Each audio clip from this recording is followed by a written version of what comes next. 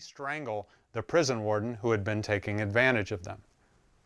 Then we skip on to the 1980s, and holy shit, did this Handcuffed Together subgenre come roaring back in 1986, a year that saw 3 such movies. And let's start with the least of them, No Mercy.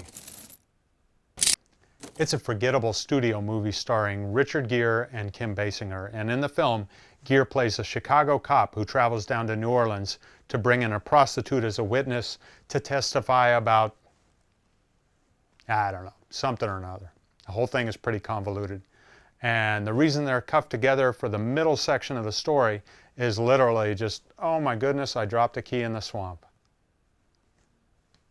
Yeah. The only thing neat is that he's cuffed to a woman who speaks Cajun French, and he doesn't. So he has no idea what she's saying to the locals while he is stuck right there by her side. Also in 1986, we had a project by Carl Weathers, who had recently been killed off in the Rocky franchise, the very series that made him a household name. Perhaps it was time to use his fame and his newfound freedom to do a personal project. Now, Weathers apparently got into acting in the first place after being inspired by the original Defiant Ones from 1958, and so he wanted to remake it. MGM had the remake rights, but they weren't initially interested in a remake. But Weathers got actor Robert Urich involved to co-star and co-produce, and reportedly they went into their pitch meeting actually chained together.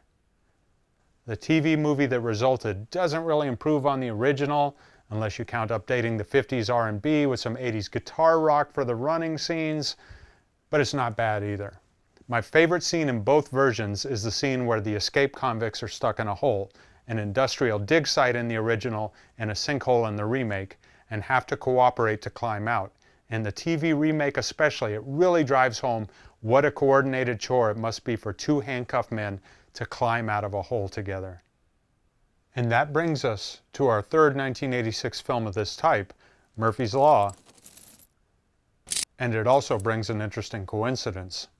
In an early draft of Murphy's Law, according to Paul Talbot's well-researched book, Bronson's Loose Again, the screenplay had a scene that trapped the handcuffed duo in a pit. The book says these scenes were trimmed for budgetary reasons, but perhaps someone realized that this dilemma with the pit, that was too close to the scenarios we had seen in the 2 versions of the Defiant Ones. So who is the handcuffed duo in Murphy's Law? Well, it's a cop, played by Charles Bronson, who's under arrest for suspicion of killing his ex-wife, and a young car thief, one who actually tried to boost Bronson's car a couple of scenes prior, played by Kathleen Wilhoit. It is quite the odd couple, disparate in occupation, in sex, in age, and very different in personality. Much more than just the race gimmick that other films use. And also, Bronson isn't just trying to escape, as with several of these films. No, he's escaping to try to solve the mystery of who killed his ex-wife, and to stop the true killer. So I'm not sure if there are any others from the 80s, but good grief, those 3 from 1986, those certainly felt like enough. Now, 10 years later, Hollywood